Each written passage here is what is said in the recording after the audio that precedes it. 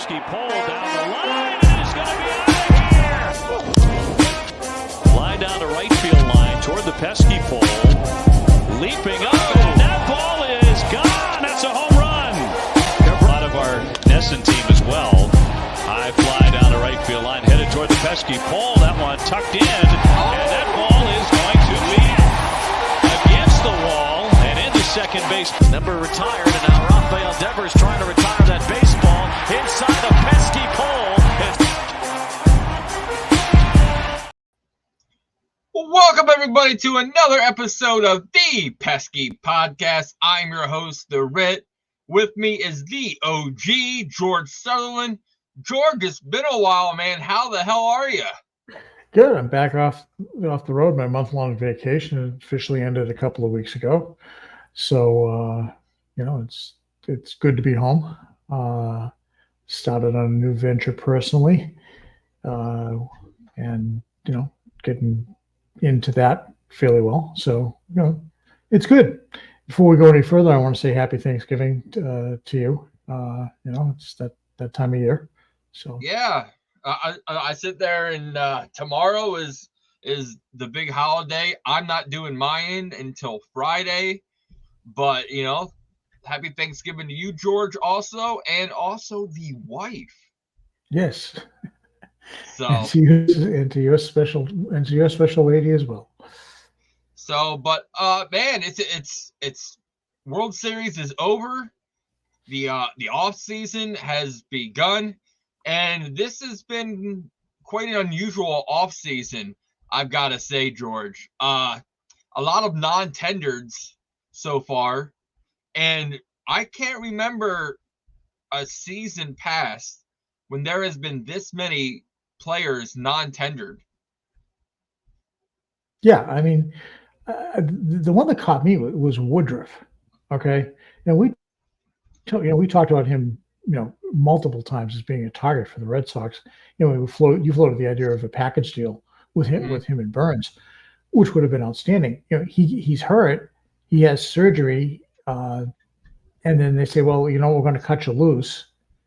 A team that signs him, it's kind of like a Paxton deal. You don't expect anything out of him in 24, but boy, what a nice pickup in 25.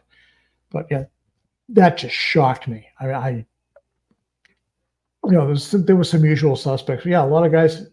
I think teams are paring down payroll. I think that they're going towards youth movements.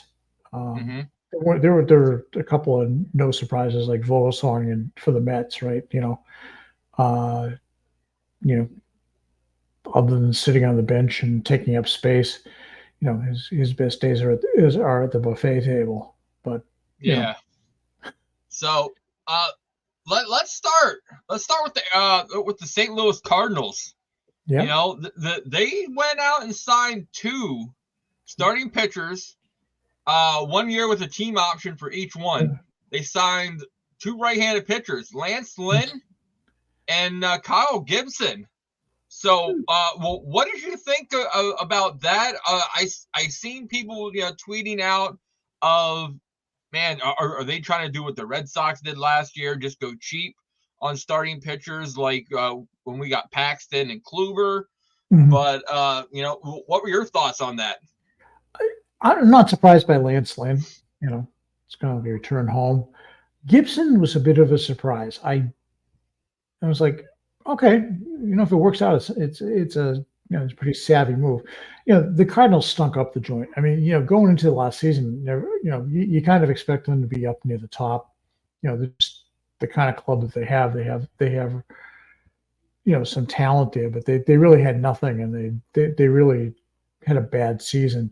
The Lynn signing, maybe coming home again will get them squared away. And the Gibson thing, that's a low risk, high reward signing, I think, for them. He's not going to be a Cy Young candidate, but certainly, he'll slot in probably a 3-4 for them. So, yeah, I was a little surprised that the Cardinals, with their rotation they have, they were 29th last year on a swing and a misses, and those 2 signings aren't going to really help you that much with that either. So it's kind of like you said earlier, low risk, high reward with them, but you know that they're going to be durable. Like they know how to sit there and pitch. 36 and 37 years old, so they have plenty of major league experience under their belt, and that should definitely help out the Cardinals. A little bit in that division, especially with the Brewers rebuilding. Mm-hmm. The Reds coming on a little bit stronger, and then those Cubs those Cubs in the offseason with the rumors flying around. So the Cardinals had to get in there and get signing right away. Yeah, and they really struggle with pitching as well. So to bring known quantities, older, yeah, but you know what? If they're trying to develop young pitching and you have two veteran starters on your staff that can kind of impart their wisdom, that's not a bad thing either. So yeah, I like a low risk, high reward, and maybe they can find themselves again for a season or two. So that's a pretty decent move. Not earth shattering, but it's okay. Next up, the Braves signed right-handed pitcher Reynaldo Lopez. Yeah. 3 years, $30 million. He was also a good prospect with the Nationals and the White Sox. He settled into a relief role, but rumor has it Braves are going to try to stretch him out for spring training. So, what did you think about Lopez signing with the Braves there? I thought it was a good move by them. He's got a good arm. He as he said, he went to the bullpen, but I think he still has the capability of being a starting pitcher. He has good stuff. I think the Braves with that move, making smart decisions about what they're going to do in terms of pitching. They have the luxury of doing so. The big thing with them was, win 100 games, but they didn't go anywhere in the playoffs. So they said, "Oh, listen, we're going to invest in a young arm, and $10 million, that's a steal for somebody with his stuff." So I think but the other move by them, I don't know if you're going to bring this one up, but is the Aaron Bummer move. They were doing a little house cleaning by sending him 5 players, but we talked about him, I believe, at the trade deadline about trying to pry him loose. Bummer to come to the Red Sox. The kid, he's got an arm. He didn't have a great season this year, but quite frankly, anybody who plays for the White Sox, they were horrible. And I think they were still suffering from the Tony La Russa hangover. So I think getting out of Chicago is going to be really good for him. And if he comes back to form, their bullpen is going to be nasty. Yeah, I sit there and we'll touch more base on it in a little bit, but I got to agree with you with Bummer. And I do think that the Braves were, because a lot of those people, I think some of them were on the 40-man roster, so they were just clearing up roster spots for him. Right. So next up, let's talk about the Dombrowski setting the stage early. Yeah. With signing Aaron Nola, 7 years, $172 million. People sit there and there are being reports. I heard also he had turned down many offers of more money to stay in the city of brotherly love. I have said it on numerous times talking to people that were Phillies fans that, man, Aaron Nola is going to be that type of guy to give you a hometown discount to stay there. And what a discount it was. So, George, what were your thoughts besides going to the old chalkboard, crossing Aaron Nola off the wish list, and seeing that he signed with the Philadelphia Phillies? I wasn't surprised. I mean, he seemed to indicate straight along that he liked pitching in Philadelphia. You saw him in the playoffs. He got really stoked when he went onto the mound. It's like that park is his. That fan base is his. I'm surprised that Dombrowski got it done early, but Dealer Dave is a shrewd guy, and he probably said to him, "Look, here it is. this is my best and final. I want to keep you. You want to stay here. Do you really want to go through the song and dance that's going to go up through the winter meetings? Both parties agreed. Dombrowski set the price, though. So anybody coming afterwards, they've got a stack on top of them. Brilliant move by him. Okay. Yeah, he loves where he plays, and there's a lot to be said for that. It's it's no different than anybody else who has a job. If you like what you're doing, somebody may come up and offer you more money, but say, I'm happy where I am. And from what I understand, there was some serious offers he turned down too. Like, yeah, one of somebody, it was at the Mets in the National League East, offered him close to 30. Yeah, I've heard a bunch of stuff, and it's like I've heard a bunch of things, but 24.5 mil, that's for him to be as durable as he is, consistent as he is, it's a steal, and he had a 4.46 ERA this past season, but he's a durable workhorse. And he will be sitting there, being in the city of Philadelphia for the next 7 years. So, will that be able to, for him to finish his career there? He could. He could. Yeah. No, good move by Dombrowski. Yeah. What do you think that does for the rest of the starting pitchers? Montgomery, Snell, Yamamoto. Right now, Dombrowski says, okay, 24.5, we're going to say 25 mil. That's the floor. Per year. That's the groundwork. Now, what do you think is it going to change some of the other projections or teams, or do you think they're still going to go out and try to overspend to get the best pitcher? I think that by setting a salary at 24.5, I think he set the floor. Okay, Noel's is an established starter, and then you go out and look at what's left. Montgomery, Snell, next tier down, Stroman, Erod, guys like that. Their agents are like licking their chops going, thank you, Dave. You just made it better. Yamamoto, when the three of us were together recently, we got, and my guess was somewhere between, I think I said 24 to 28. I still think that's Yamamoto's price. As good as he is, there's still going to be that little bit of hesitation that he hasn't pitched in MLB, but he's certainly got the stuff. But I think it's good. I think it's really good news, for Jordan Montgomery and Blake Snell. Now that they're going to be in the 25, 26 range, probably. Yeah.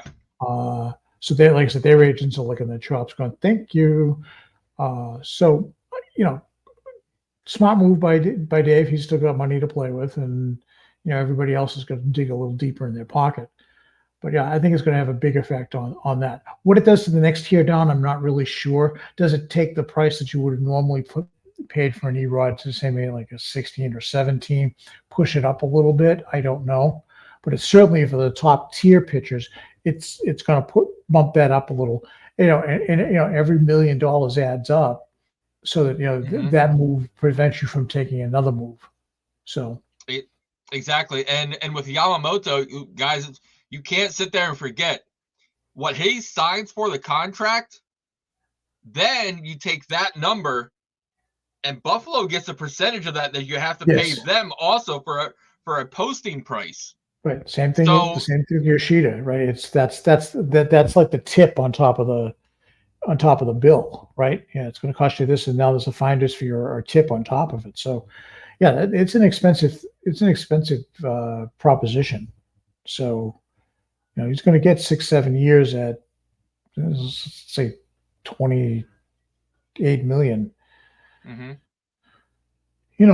That's $200 million right there, and then on top of whatever that is, you got to write a check to the Oryx Buffaloes for being able to poach him.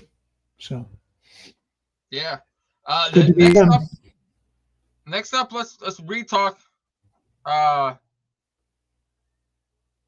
visit the White Sox trade left-handed pitcher Aaron Bummer to the Braves.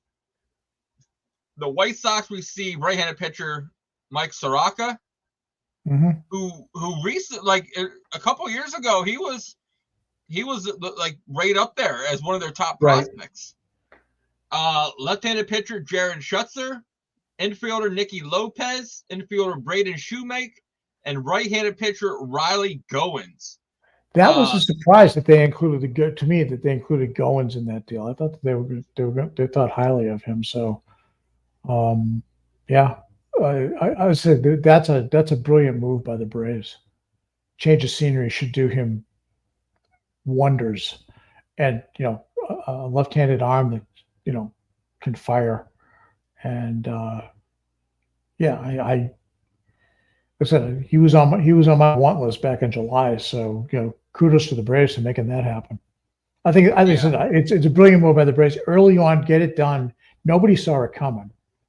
Okay, and that solidifies their bullpen in a big way. Because they already have Minter and a couple of others. So this is good move. This is hats off to the front office there. So next up, the Brewers trade outfielder Mark Canha to the Tigers, and the Brewers in return receive minor league pitcher Blake Holub. Holub? Yeah, I don't know how you pronounce his name. Yeah. It's what were your thoughts on that one? The Brewers, like we said, they're cleaning the house. They're trying to rebuild, and they're getting rid of pretty much all the older guys they can think of.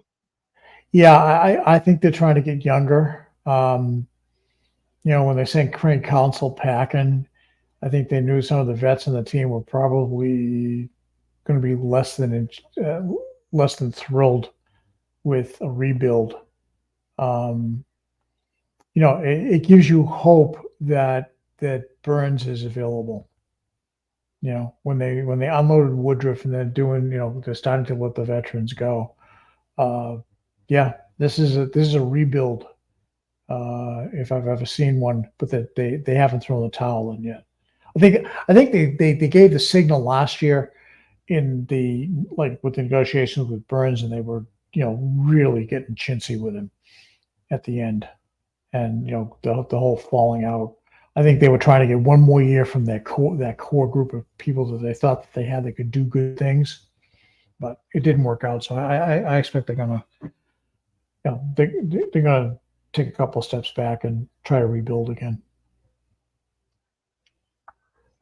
Yeah, let's see.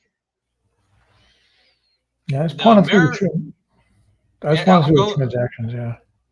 The Arizona Diamondbacks acquired third base Suarez from Seattle, and they get in return Carlos Vargas and a catcher, Salvi Zavala.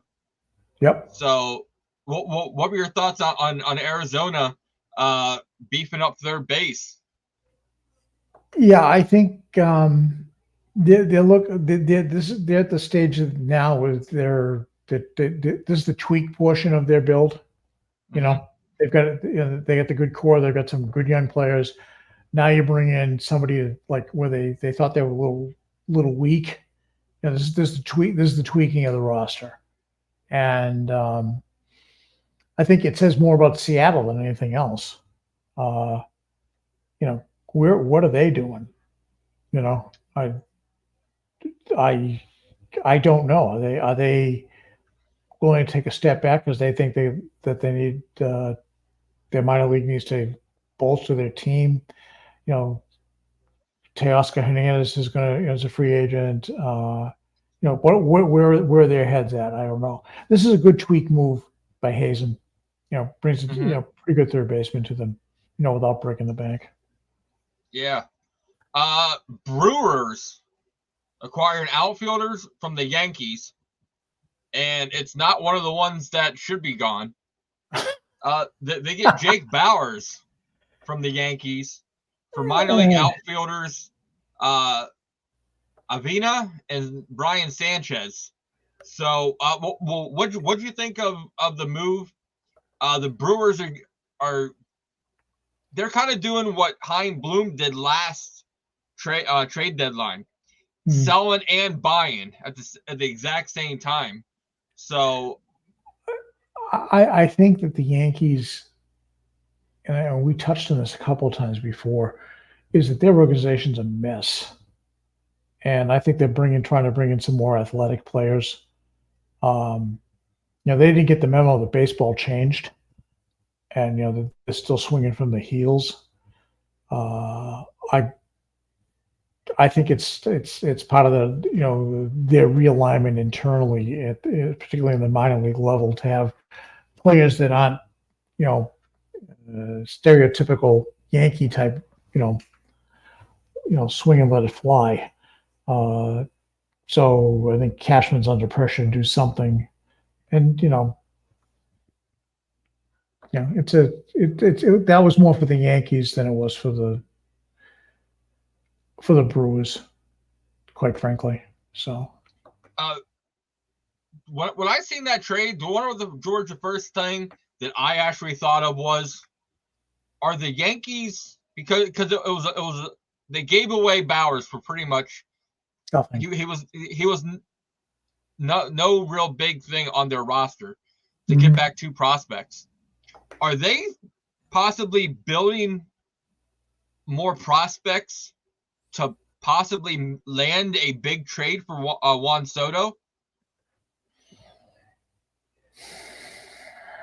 It's possible, but the Yankees are a money strapped too.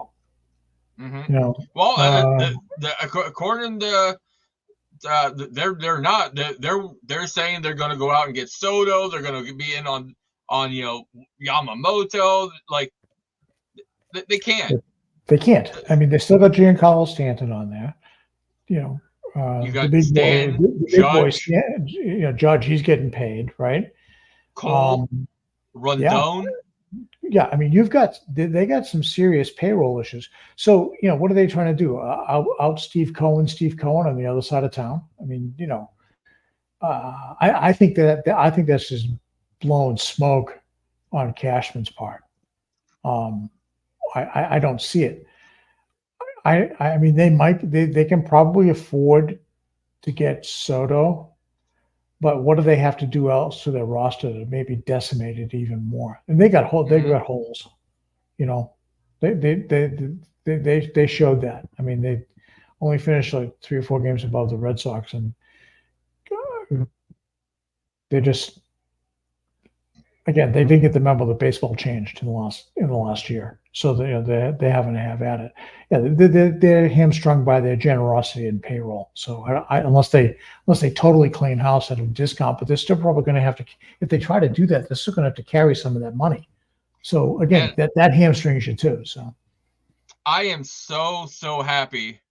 On one hand, I just wanted the Red Sox to sign somebody. Mm-hmm. When Stanton was a free agent, or no, when he was able to be traded, and I was like, please bring him here. I am so glad now, looking back, that we did not bring him in. He's hasn't been healthy fully. He can't stay on the field, and and Cashman as much as said so. They get him on the field. What did he play? What did he play this year? 96 games.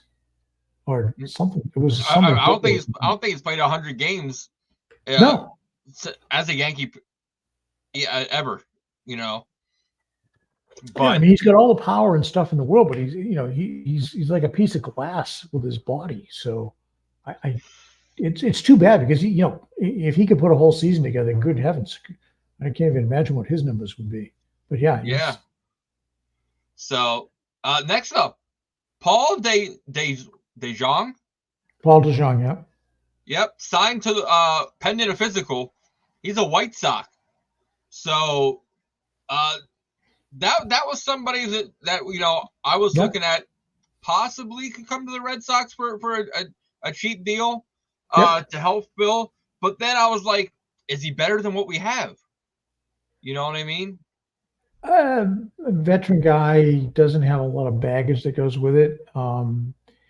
He's Tim Anderson's replacement over there, right? So Anderson's going to go, and somebody's going to grab him. I don't think the Red Sox will. I think Anderson's, he's got talent and everything, but I think he's a little bit of a head case. But yeah, that's my name is DeJong, and I'm here for Tim Anderson. That's what it should say on the back of his jersey. But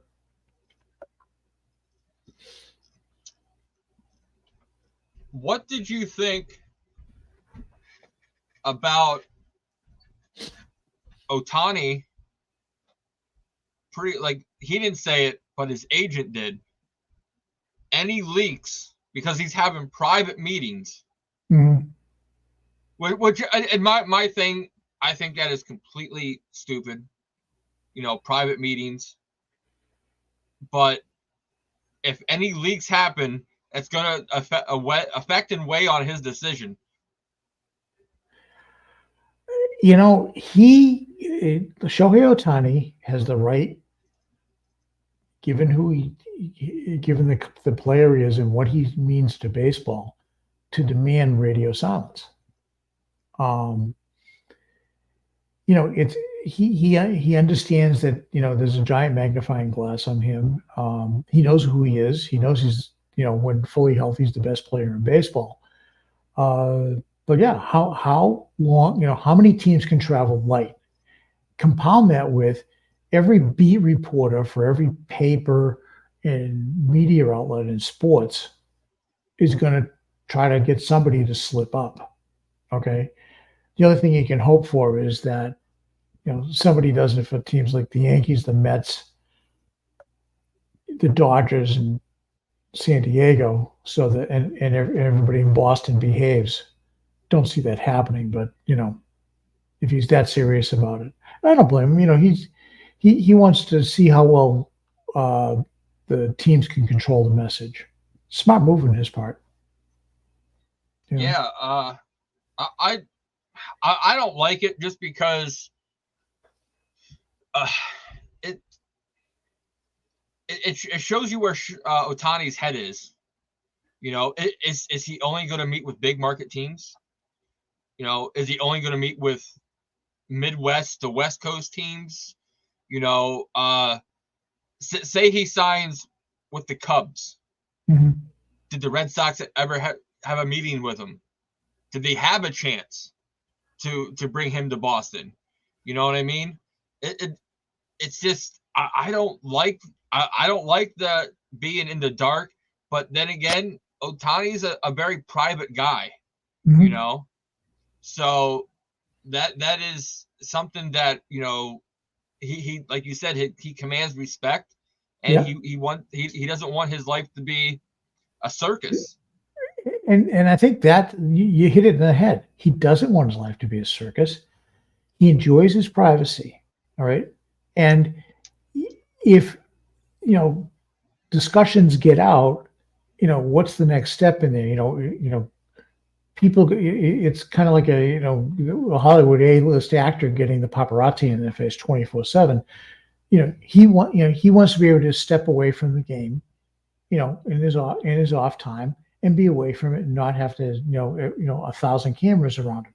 He expects it at the ballpark, but when he gets back to wherever he lives, leave me alone.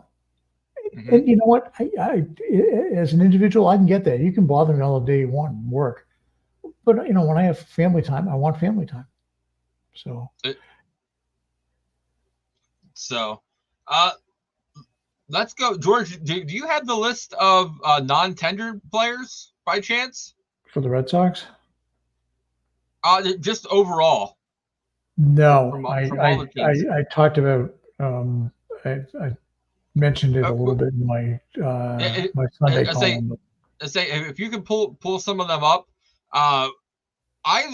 Let's start with Woodruff. You touched base on him earlier. And the first thing I thought of was give him 2 years with a player option. So you're looking at not player option, team option. You're looking at essentially 3 years, $10 million a year. And if he could come back in 2025 after the surgery, heck, even late 2024 to make a playoff run with us, that would be fantastic and a steal. Oh yeah, for $10 million a year.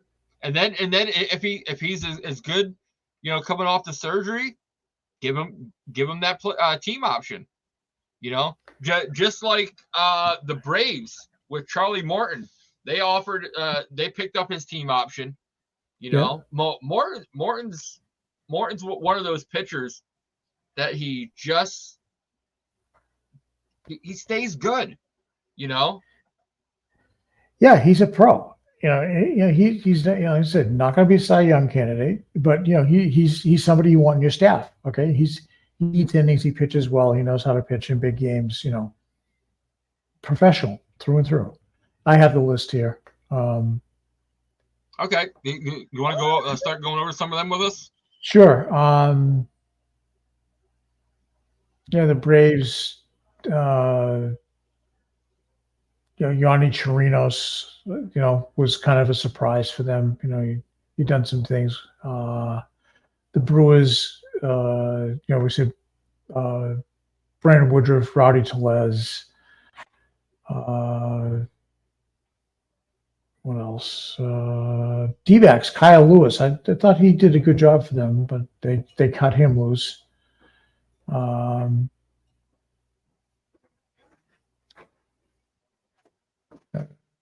I'm looking through. Padres cut ties with Austin Nola. He's an organization guy. Yeah, I was sitting there. I was looking at it, and Mike Carista, who's the co-host of the Pesky Party Hour, he made mention of what do most, if not all, of the players that were non-tenured have in common. A ridiculously low batting average. like Austin Nola, great defensive catcher, but he had no bat whatsoever. He couldn't hit his weight. No. And it's absolutely horrible. Those Padres have a lot to sit there and figure out this offseason. Like they really do. They realized that, just like I said last year in the World Baseball Classic, when the Dominican Republic was on paper the powerhouse to beat with their lineup, but you got to be able to play together. On paper, those Padres are vicious. Machado, Tatis, Soto, Xander. But then then you look at them and they can't all play on the same page at the same time. And then you have a GM that is apparently abrasive as all get out, and they have a new manager now. So that is an island of misfit toys, and and not for the players themselves, but it's like there's something in the culture there, and I think what it was is the owner who just passed. I think he was trying so hard to get a winning team to be a World Series victory that he threw caution in the wind, threw all kinds of money at it, and it didn't pan out for him. So I think they're having to unwind some of that. But they got some hefty contracts, and that's why I think Soto's the one that's gone, because he's a UFA after next season, and they simply can't afford him based on what they got on the payroll. And then they have to talk about moving guys like Xander around, So I don't know how that's going to play. I don't have any idea. Like, they already were talking about putting Xander where, at third base? Second base? Second base. They were trying to move him off. Off, and it's like, dude, like, why'd you even sign him then? Oh, they got so many shortstops, it's ridiculous. I mean, So, but it's so far it's not as slow off season so far as most people would sit there and think. We do have Aaron Nola off the board early. I was disappointed in that. Deep down, I thought he was going to give them the hometown discount, and he did. Mm-hmm. I was under the impression that Nola was high on their list, along with Jordan Montgomery. But, man, you can't, just like you said earlier, money doesn't buy happiness. And if he's happy in Philly, you could offer that man $300 million, and he wasn't going to leave. Right. For some players, it's not about the money. They want to get paid what they're worth, but they're willing to stay. And Nola proved that. And you know what? I respect him for that. I really do. I mean, he could have been, holding off at the very last time. He didn't. He said, I got a good thing going here. Philadelphia is a tough town to play in, and he's kind of riding the wave right now. If he goes a little bit south, Philly's one of those towns that'll chew you up as well. Like New York and Boston. So, I give him a lot of credit. He's a man of his word. It's not about the money to him. Until do I enjoy being in the area, or do I enjoy playing in front of a crowd that appreciates baseball? Yeah, so good for him. Yeah, not only that, I think he sees Dombrowski's vision there. Mm-hmm. He sees the pieces that he's put together around. He sees that they're competitive every year. Mm-hmm. They were one win away from the World Series this year. So, why sit there and give up something that you've helped so hard to make it what it was and what it is? Yeah, he's a key piece to that. So, well, one thing that I was watching a video with Pedro Martinez, and they were interviewing him, and they were talking to Pedro, and he was very honest. He goes, "Do you think I wanted to leave Boston?" He goes, "No." He goes, "But I knew my worth." He's like, they knew I loved and wanted to be in Boston so bad that they devalued him, where he had to go somewhere else. And I sit there and thought about that.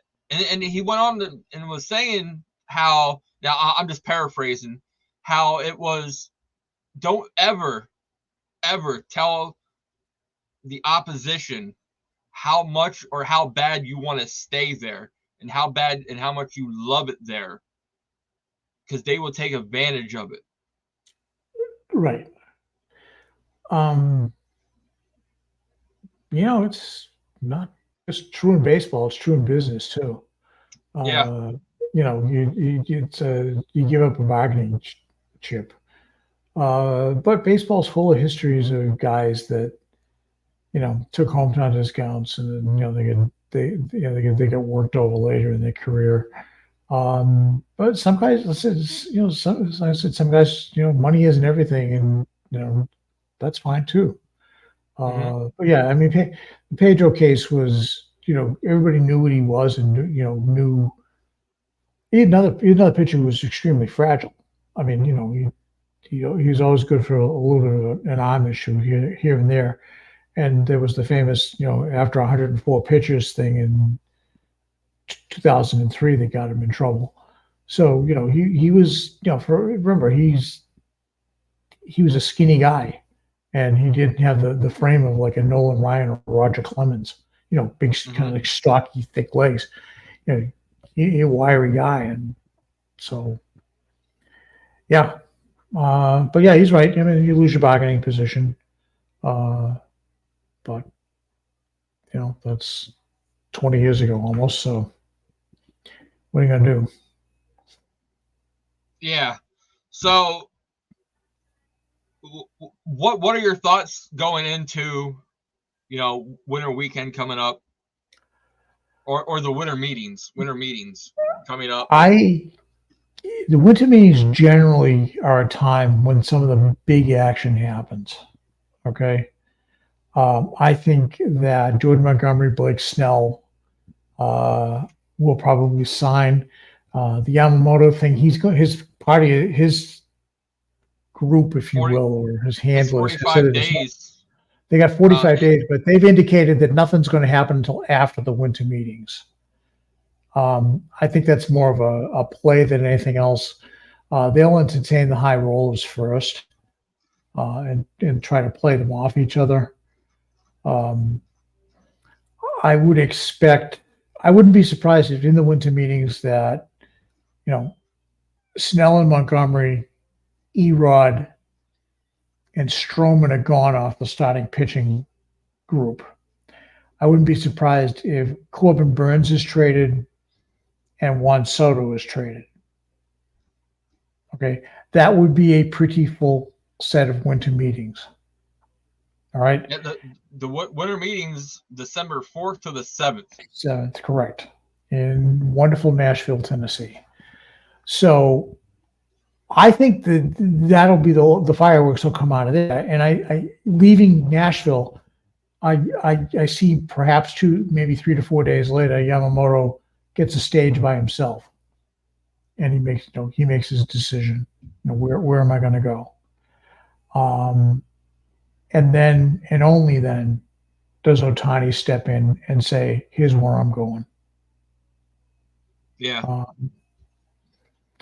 Dark horse candidate to be traded in the winter meetings or just afterwards will be Mike Trout. Oh, that's your dark horse? That's my dark horse. My dark horse, I said it during our trade deadline show, and I'm saying it again. Arenado. That's my dark horse. Yeah. So he's a prime candidate, but my dark horse is still Mike Trout. I think I think that he may have seen everything in front of him and gone, I'm done with the Moreno clown show. And I think Dodgers make a play for him. I sit there and think I think everybody's happy and ready to get out of Anaheim. So George, any final thoughts you want to sit there and talk about? Yeah, I mean, the last thing that I think is important to talk about is that the Red Sox, finally have a pitching coach in Andrew Bailey. Yes. If you remember back when we were talking to Crawley about it, we all agreed that he's going to go find out somebody he's comfortable with in his play and maybe had played with before. I didn't think of Bailey in the first thought, but then afterwards I started looking at it, and then I realized that they had not only pitched for the Red Sox together, but also pitched in Oakland together. They have a common thought process, but from what I understand, they challenge each other too, which is good.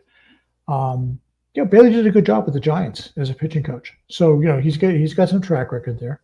He's a young guy. He's 39. Young guy, smart guy. He's demonstrated that. I think that's a good pickup, as a pitching coach for the Red Sox. I think it's a smart move. And again, as Breslow begins to put his team together and put his stamp on it, you'll begin to see a type of individual that will become apparent with certain skill sets. So this is really his first move. He inherited a bunch of guys in the front office. This is his first. This is my guy. Okay, so yeah, I think that's important, and I like the signing. He's a bright young baseball guy, which is key. So I like it. Yeah, I sit there and I love it. Bailey, his track record, like you said, in San Fran is great. Mm-hmm. I'm really curious and wanting to sit there and see what we'll be able to sit there and do with our guys, because everybody's different. So I am really excited for it. But what else I'm excited for is George, since you've been going up and down the East Coast on a road trip, we've expanded. We're growing. I created a Boston brand, Boston Sports Entertainment Network. We've got ourselves. We've got our sister podcast, the Pesky Party Hour. That's a YouTube exclusive. Not only that, we just picked up a Patriots podcast, the Foxborough Fellas podcast. My good friend Pete Collins and Marlon Crawford. He's awesome. They sit there and they host a show. They check them out. They're also on iTunes, Spotify. Great podcast for the Patriots. We're working in the wings on a Celtics podcast coming up. And then last but not least, we're going to be getting those Boston Bruins, because the Celtics and the Bruins are both on lightning starts. So, guys, make sure you sit there and follow our YouTube. We switched it over from the Pesky Podcast YouTube to the Boston Sports Entertainment Network podcast. So, also, Black Friday deals are coming. 25. Joe, I see you, George. That twinkle in your eye. 25% off all merchandise in our store. So, you guys gonna sit there and check it out. We just released our barbecue set, and we just released our hot cocoa mugs. Both are very nice. The hot cocoa one is very, very nice. That's a big cup too. That's I saw it, and as I said to you when you sent me the link, and I was like, that's nice, and Deb loved it too. So yeah, that's very nice, and the barbecue thing is pretty good too. So those are very, very nice items.